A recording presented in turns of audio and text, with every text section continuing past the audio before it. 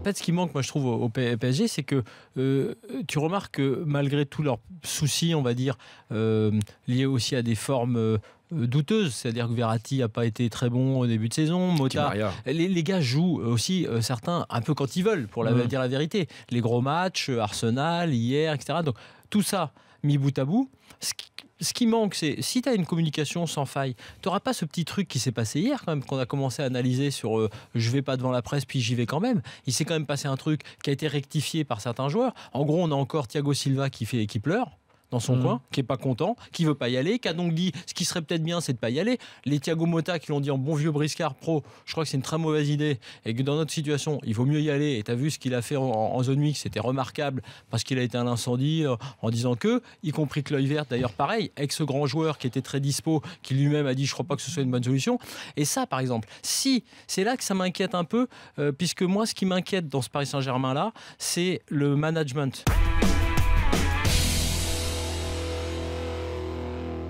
C'est pas un mauvais tirage pour Monaco. Alors évidemment, ça peut paraître paradoxal parce que le tirage global pour les clubs français, il est effectivement globalement catastrophique, il faut le reconnaître.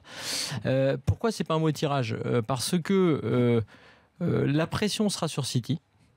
Sur Guardiola, qui va avoir de plus en plus de pression suite à ce qui se passe en Angleterre, suite à ces problèmes, on va dire, d'adaptation. Et je crois que Philippe Auclair va en parler peut-être tout à l'heure, ou de toute façon, on pourra en parler avec Philippe tout à l'heure avec les drôles de dames, dans la deuxième partie de l'after. Et moi, je trouve que ce Monaco-là, justement, qui en gros n'est pas considéré comme un grand d'Europe. C'est-à-dire que du côté de City, tu te dis pas que c'est un mauvais tirage.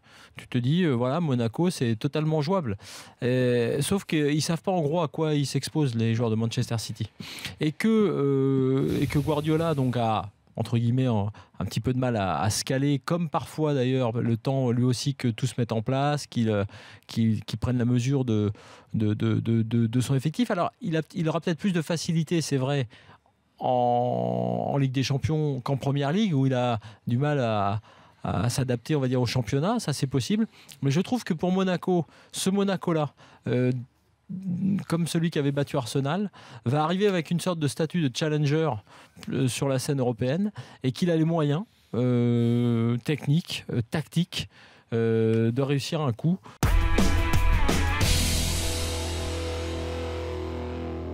Le retour, le fait de ne pas jouer le retour à Bernabéu est dans ce cas un avantage pour le Real Madrid. Je m'explique.